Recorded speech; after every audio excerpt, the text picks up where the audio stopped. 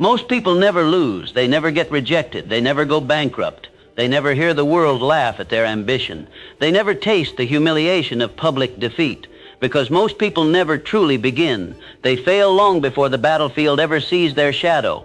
They surrender in silence, in the privacy of their own thoughts. They negotiate with fear before they ever make a move. They build a case against themselves so convincing that they don't even recognize it as surrender.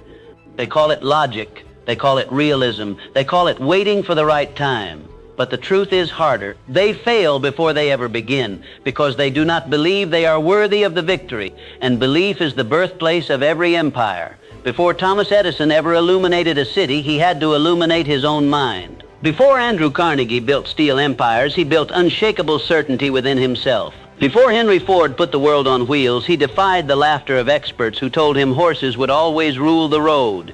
Every achievement you admire was born twice, first in the invisible realm of thought, then in the physical world of action. Most people never allow the first birth. They suffocate their ideas in the cradle of doubt. They measure their dreams against their current bank account. They measure their potential against their past mistakes. They measure their vision against the opinions of small-minded spectators who have never dared to build anything themselves. And so they shrink, not because they lack talent, not because they lack opportunity, but because they lack decision. Indecision is the silent assassin of destiny. When a person hesitates too long, fear begins to gather evidence. Fear whispers, "What if you fail?" Fear paints vivid pictures of embarrassment, loss, rejection, and because the human mind is a powerful projector, those imagined disasters begin to feel real. The body reacts, the heart tightens, the palms sweat, and the dream is quietly postponed. Maybe next year, maybe when I have more money, maybe when I feel more confident. Confidence does not come before action. Confidence is born from action. You cannot wait to feel powerful before you move. You move and power follows. But most people are addicted to certainty. They want guarantees. They want applause before performance. They want proof before belief. That is why they fail before they begin, because life does not reward hesitation. It rewards boldness. Look at Abraham Lincoln. He lost elections. He failed in business. He faced defeat after defeat. If he had required early proof of success, he would have retreated permanently. But Lincoln did not interpret failure as identity. He interpreted it as instruction. Most people do the opposite. They fail once in their mind and label themselves a failure. They experience rejection and conclude they are unworthy. They encounter difficulty and assume it is a sign to stop. But difficulty is not a stop sign. It is a refining fire. Gold does not emerge pure from the earth. It must be subjected to heat, intense enough to melt away impurities. The same is true of greatness. The same is true of you. The tragedy is not that people aim high and miss. The tragedy is that they aim nowhere. They drift. They wake up without a definite purpose. They consume instead of create. They scroll through the victories of others while quietly convincing themselves that extraordinary success is reserved for a chosen few. There are no chosen few. There are only those who choose. Napoleon Hill taught that definiteness of purpose is the starting point of all achievement. Without it, energy scatters. With it, energy concentrates like a magnifying glass under sunlight. And concentrated energy can ignite fire. Most people fail before they ever begin because they never define what they want with clarity. They say, "I want to be successful." What does that mean? Wealth, freedom, impact, mastery, peace? Vague desires produce vague results. The universe responds to precision. When you decide with burning clarity, this is what I will build, this is who I will become, this is the standard I will live by, something shifts. Your mind begins to search for opportunities instead of excuses. Your subconscious begins working in your favor instead of against you. But clarity requires courage, because when you define what you truly want, you also expose yourself to the possibility of not getting it. And that terrifies the average mind. So instead, people lower the target. They aim small so they can miss safely. They tell themselves they are being practical. But practicality has buried more dreams than failure ever has. Consider Walt Disney. He was fired from a newspaper for lacking imagination. Imagine if he had accepted that verdict. Imagine if he had chosen safety over vision. There would be no castles rising from Florida soil, no animated worlds that shape generations. Visionaries are not fearless. They simply value the dream more than the doubt. And that is the dividing line. Most people worship their fear. They consult it, they obey it, They allow it to vote on every decision. The successful acknowledge fear and then override it because they understand something profound. Fear is not a prediction of the future. It is a reaction to growth. Every time you stretch beyond your current identity, your mind panics. It prefers the familiar, even if the familiar is mediocre. It prefers predictable dissatisfaction over uncertain greatness. Growth feels like danger to a mind that has not been trained. That is why self-mastery is the foundation of all success. If you cannot command your thoughts, you cannot command your life.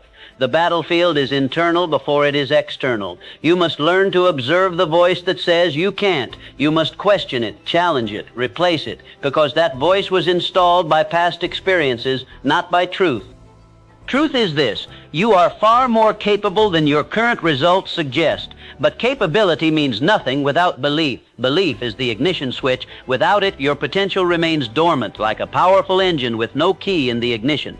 Most people fail before they ever begin because they never turn the key. They doubt their intelligence. They doubt their timing. They doubt their background. They doubt their resources. Meanwhile, history is filled with men and women who began with less than you have right now. Oprah Winfrey was born into poverty. Steve Jobs built Apple in a garage. Colonel Sanders was rejected over 1,000 times before someone said yes. The pattern is consistent. Rejection is part of the path. But if your self-image is weak, rejection feels like confirmation, and that is why strengthening your self-image is non-negotiable. You do not outperform your self-concept for long. If deep down you believe you are average, you will sabotage extraordinary opportunities. Your outer world reflects your inner assumptions. Change the assumption, and you change the trajectory. This is not fantasy. This is psychological law. The mind seeks consistency. If you declare with conviction, I am disciplined, I am relentless, I finish what I start, your behavior will gradually align with that identity. But you must declare it before you see evidence. That is faith. Not blind hope, but disciplined belief in a vision not yet materialized. They want validation during preparation, but the early stages of greatness are lonely. You will work in obscurity. You will refine your craft without recognition. You will question yourself in quiet moments. That is the price, and the price is worth it, because on the other side of disciplined belief is freedom. Freedom from financial anxiety, freedom from dependence on approval, freedom from the suffocating regret of what if. Regret is heavier than failure. Failure teaches. Regret haunts, and nothing haunts more than the knowledge that you never truly tried. So if you feel the pull towards something greater, a business, a mission, a transformation, understand this: the greatest obstacle is not the market, not the competition, not the economy. It is the decision to begin. Make it. Draw the line. Commitment creates momentum, and momentum silences doubt. Most people never experience that momentum because they live in half measures.